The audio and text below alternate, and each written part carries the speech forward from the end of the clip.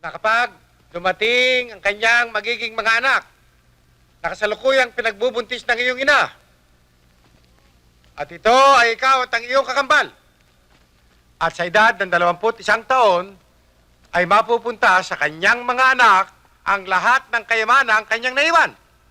Yun, kung mahigit sa isa ang kanyang magiging anak.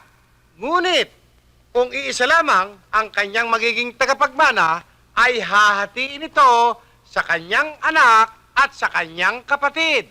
At yun, ako. Ngayon, sapagkat ikaw ay nag-iisa at hindi na makita ang iyong kapatid na kakambal, ang kalahati ng kayamanan ay mapupunta sa iyo at ang kalahati ay mapupunta sa amin ni Isabel. Hindi pa naman tayo nakakasigurong namatay na nga ang aking kakambal. Pero kailan pa? At ano pa ba naman pruweba ang kailangan ninyo? Kung buhay yun, abay, di sana matagal na bumalik dito. Enriquito, tandaan mo, dapat sundin natin ang naiwang testamento ng aking kapatid. Kung hindi, mapipilitan namin dalhin ito sa korte. Hindi na kailangan umabot pa sa ganyan. Basta, kapag dumating ang 21st birthday nitong si Marcelino at hindi pa nakikita ang kanyang kakambal, ang share ni Marcelo ay mapupunta sa aming dalawa ni Isabel. Tayo na, Isabel. Vámonos.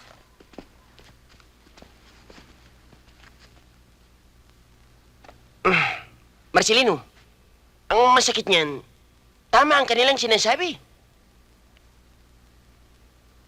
Ibig mo sabihin, mapupunta sa dalawang swapang na yung kayamanan ng aking kakambal?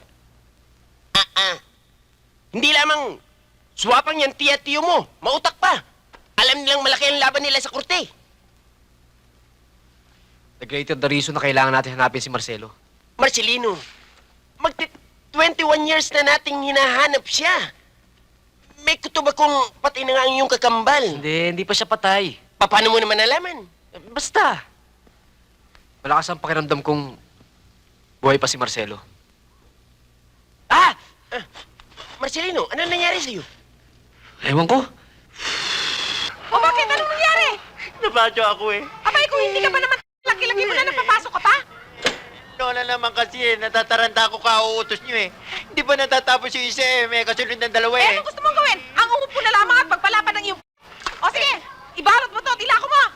Lola naman, nasisira yung macho image ko sa pinagagawa niyo eh. Umaangal ka? Eh, kung lumalamon ka, umaangal ka ba? Ibalot mo na yan at tilako mo!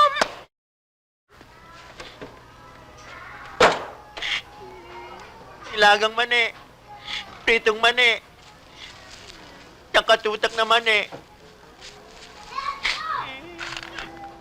Akala ko pa naman totoo na yung galit mo. Nung nakita mo yung magandang babae, bigla ka nagbago eh. Pera na sana, naging bato pa. Tama ka, Angel. Walang-wala pa naman tayo ngayon. Ako lang ba? Eh kayo din, kung makita nyo yung dalawang bistisa, tunganga rin kayo eh. Hanga kayo eh. Ano, paano kaya makikita yun? Madali lang yan. Madali. Paano? Hindi ba binigay niya address niya sa'yo? Oo. Eh di, haranahin natin. Oo nga no. Ang galing mo, Gemma. Harana. Samahan niyo ako ah. Oo ba? Okay. Kaya lang. Hmm. May gusto sana kaming bilhin eh. Wala kaming pera. Totoo yun, Santi.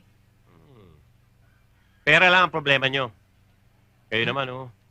You came to the right place. Okay? Oh. Ito kayo rito ah. Tigalawa kayo.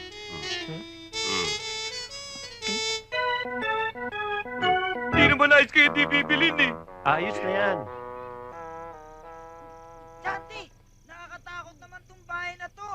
Ano ka? Ang gagandahan mo nakatira dyan eh. Lalo na si bro. Akin yun ha. Uy, sa'yo na naman yun. Akin naman yun. Akin yun.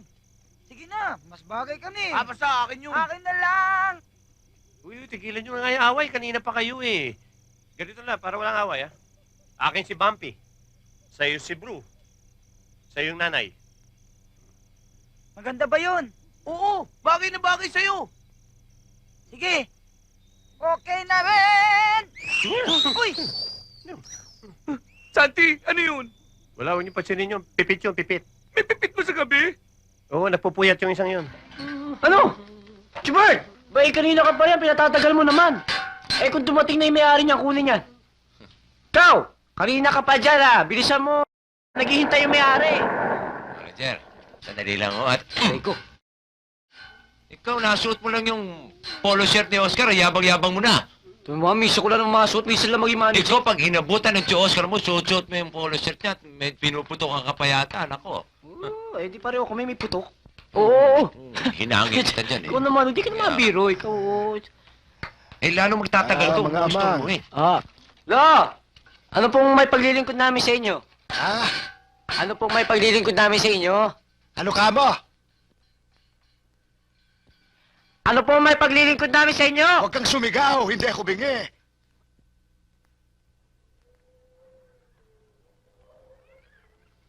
Ano bang problema? Anong sira?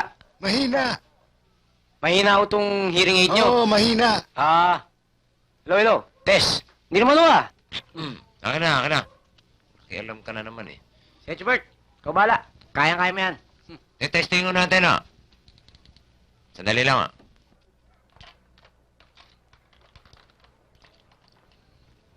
Mahina na akong baterya. Ano ka mo, tablirya? Hindi ho, kako, mahina na akong baterya. Ah, barberya. Oh, kagagali ko nga lang dun eh. Bagong gupit ako.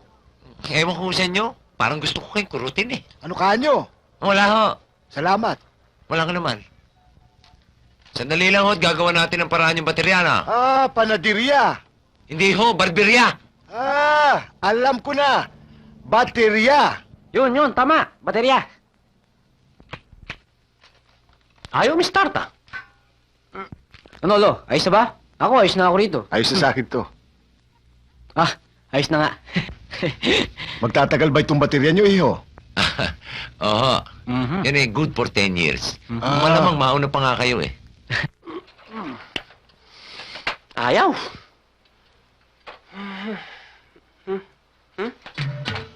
Teka! Baterya ko! Baba! Yung baterya ko!